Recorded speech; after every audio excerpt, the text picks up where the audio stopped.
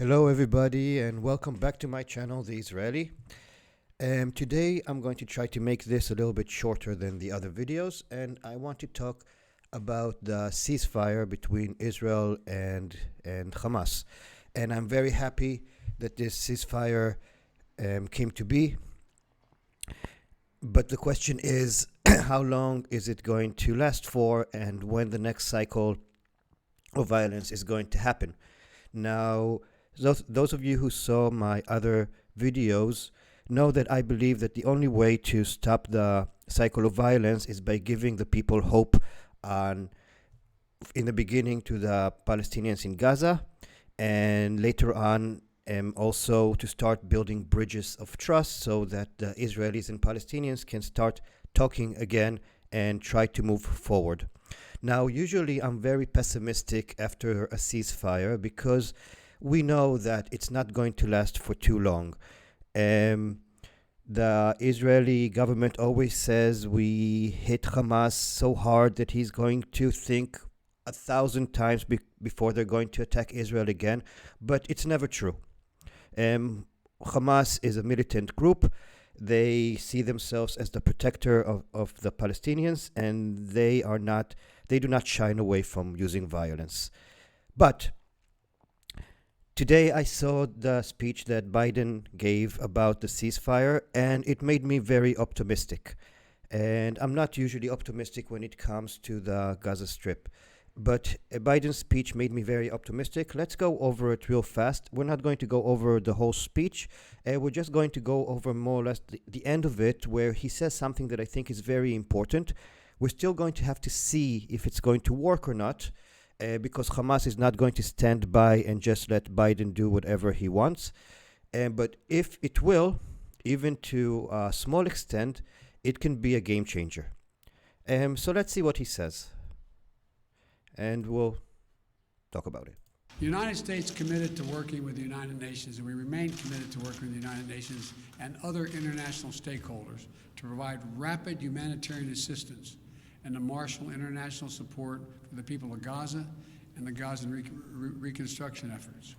Now, I said before that bringing in humanitarian support and rebuilding buildings that were destroyed is all nice and dandy, but it's the bare minimum to do in order so the people there can keep on living. And that's not giving hope. That's not giving a future. They need to do much more than just humanitarian assistance and rebuilding buildings in order to make sure that or diminish the potential of this violence escalating again. But this is why I'm optimistic. Let's hear what he has to say. We will do this in full partnership with the Palestinian Authority, not Hamas, Authority. This is an important part, that he will do it in full partnership with the Palestinian Authority. Yes, and the Palestinian Authority today, I believe, is very pragmatic and can be talked with. And if they control the Gaza Strip at some point in the future, then there is a future. So this is very important what he says here. In a manner that does not permit Hamas to simply restock its military arsenal.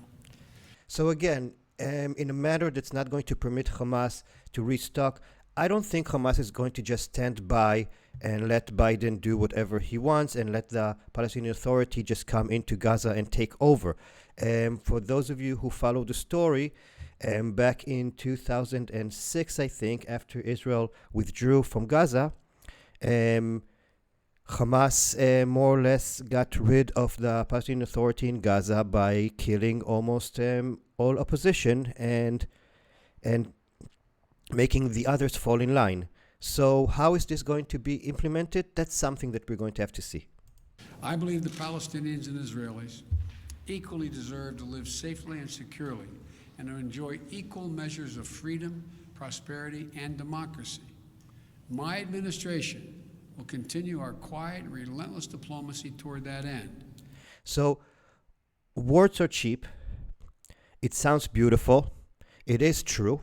That's the only way to have peace, if both people feel that they have a future, especially if they feel they have a future living side by side to each other.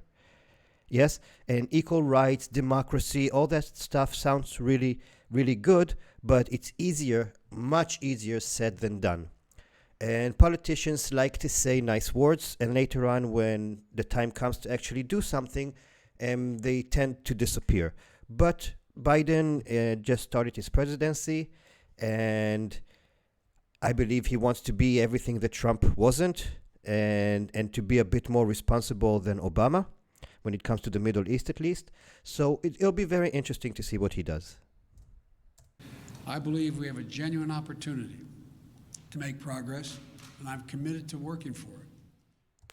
Okay, so I agree with him that we have a genuine opportunity to make progress, because people are fed up. Both people in Israel, both people in the Palestinian Authority, and both the people in Gaza. People are fed up. And if a system will be put in place to start giving people hope, and that's what Biden was talking about here in his speech. That's why I think his speech was very, very important. We heard something different. When you hear the Israeli representative speak, they say that we have diminished Hamas' capability of rebuilding its armory. And we weakened Hamas very much, so they're not going to attack for a very long time. But I don't want Hamas not to attack for a very long time. I don't want them to attack at all. I want this to stop. And the only way to make it stop is what Biden said. And Israel also has to be a part of it. Israel has to put in the effort to show that it's working towards giving the Palestinians a normal life. It doesn't have to show that it's trying to make peace with Hamas. It doesn't. Hamas is an enemy. Period. Period. It's an enemy. But the Palestinian people are not. And it has to show an effort that it's willing, that it has an interest to give the Palestinian people a better life, a better future. And I think working along with Biden and not working against him, working with him, will be very, very beneficial and can actually change a lot of things in the Middle East. Israel made peace with 4 Arab countries just last year, and those countries they weren't friends, they weren't enemies because we don't have borders with them, but they weren't friends. And now things are getting better. We should support these processes, and if Biden can do something good, I'm all for it. But politicians, words are cheap, they disappear when it's time to act, and now we'll have to see what happens. And, I'm optimistic and pessimistic at the same time. I do believe there'll be another cycle of violence with Gaza at some point. But if Israel, the Palestinian Authority, along with the United States or any other party that wants to help, if we work towards a better future, then it's going to be a process. It's not going to happen within a year or two. I think if we start now working on building trust, it will take about a decade. The media has to start bringing the people together. The education system has to start, on the Israeli side, start teaching Arabic in schools. What's wrong with teaching Arabic in schools? On the Palestinian side, stop showing the Israelis as demons in your school books. And those of you who don't believe me, just check it out. They do. The United Nations knows this, yes? And it's time to stop all this nonsense. Okay, so I hope you enjoyed this video. I hope you're as optimistic as me. And I hope that you see a better future soon. If you like this content, please comment, like, subscribe, and share. And I'll see you on the next video. Have a great day. Bye.